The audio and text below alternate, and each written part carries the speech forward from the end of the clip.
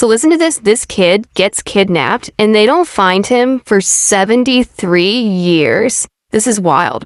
So one day, two brothers are playing in a local park and they're minding their own business, having a good time. Then, out of nowhere, a woman wearing a green bandana approaches them and she offers the younger brother some candy. And younger brother's like, sure, I want some candy. Who doesn't love candy? And the woman is like, well, come with me and I'll take you to the store to get some. And so the younger brother leaves with her to go to the store and get some candy. And that is the last time anyone ever saw him. Now the boy, his name's Luis, and he's 6, and the other boy with him in the park is his older brother, Roger. Roger's 10, and when the woman starts to leave with Luis, Roger's like, well, I want to go too. I want some candy, and he starts to follow them. And so he walks along following them, but then after a while, he starts thinking, where are we going? Something about this ain't right. Now, keep in mind, this is happening in 1951, so this is way before stranger danger, way before there were nationwide campaigns notifying kids not to get into cars with adults they don't know. And so anyway, Roger feels like something isn't right, and he decides, this is weird. I'm telling my mom, and so he stops following them and he runs home. Minutes later, he's home and he tells his mom. Now, his mom is this woman who we'll just call Mom. And he tells her what happened, that his little brother just left with some woman in a green bandana offering candy. And of course, Mom freaks the out and boom, she runs back to the park to see if she can find Luis. But unfortunately, there's no trace of him or the strange woman anywhere. They are gone. And pretty quickly, Mom goes to the police, and this is a whole hurdle to get them involved because she doesn't speak English, like she and the boys just recently immigrated to California from Puerto Rico. But after they cross the language barrier, police get involved, and this huge 9-block search gets underway. Soldiers from a local army base help out, and they start looking, and the Coast Guard helps by searching the Bay Area nearby, and this story makes the news locally, and that gets it a little attention there. But still, there's no sign of little Luis. And of course, Mom is destroyed by all this, but there's not much else she can do. And this is during a time where there are no Amber Alerts, no surveillance cameras, no missing children computer database.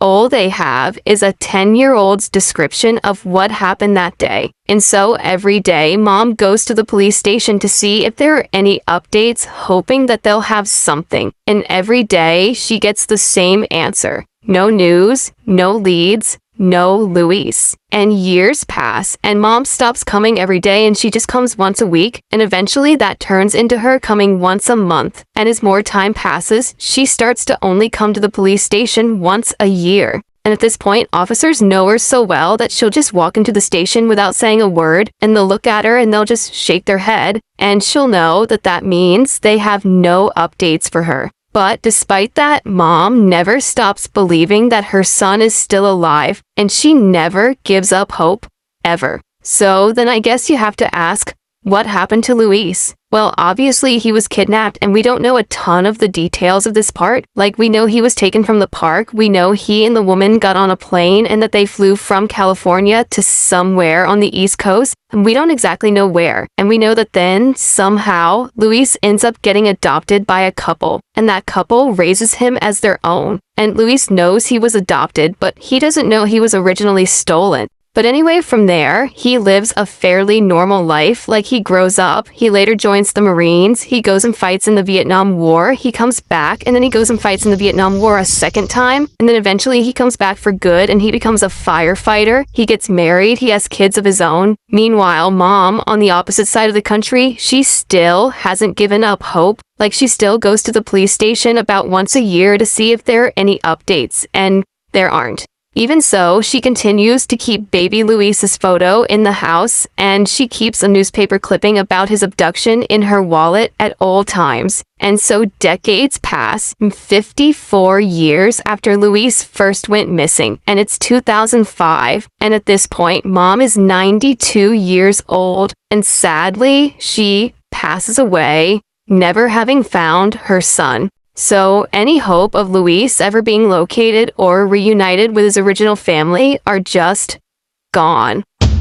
Until more time passes and it's now 2020, and that is when we meet this woman. Her name's Alita. Alita's 63. And one day, just for fun, she decides to take one of those ancestry DNA tests through the mail. So she takes it and she gets the results back. And whoa, that's weird. She's a match with some man she doesn't recognize. Not only that, the results say that she shares 22% DNA with this guy. And so she's thinking, oh, this must be like a cousin or an uncle or something. And so she sends this mystery guy a little message, because you can like message each other through the site. And then she waits and she waits and she waits. And the mystery guy never replies. And so she's like, all right, whatever. And she moves on. And 4 years go by. And one night she's watching some documentary on TV. And this reminds her somehow of that random unknown man that she shares DNA with. And so she decides to give it another shot and dig a little deeper and figure out just who this guy is. And so she starts looking up his name online, and she comes across some pictures of him. And the guy is, of course,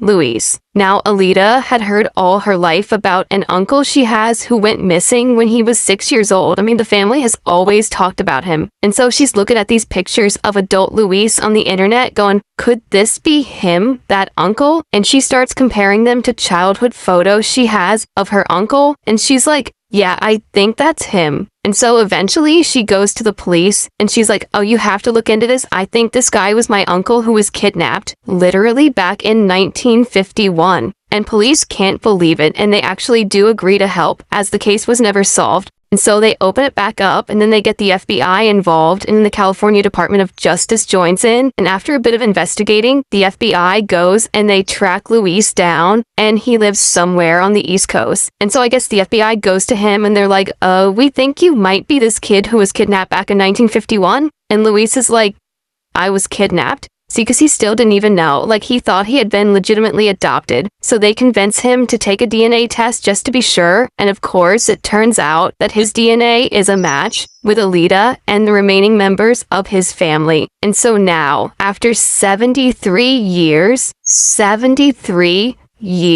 he finally flies from the East Coast back to Oakland, California to meet his biological family. A man reunited with his family 70 years after being abducted, after he was found through a voluntary DNA swab test. Now, keep in mind, most of these family members he's either never met or he just doesn't remember. But one person he does remember. His brother, Roger, who he reunites with, and this is a picture of the two of them. That's Luis on the right and Roger on the left. So then after all that, who was responsible for this kidnapping? Well, unfortunately, that's a tough one, because 70 years have gone by. We don't know who the woman in the green bandana was, and Luis was 6 years old, so he doesn't remember too many details of it, and his adopted parents aren't even alive anymore. So honestly, I don't know if we'll ever know.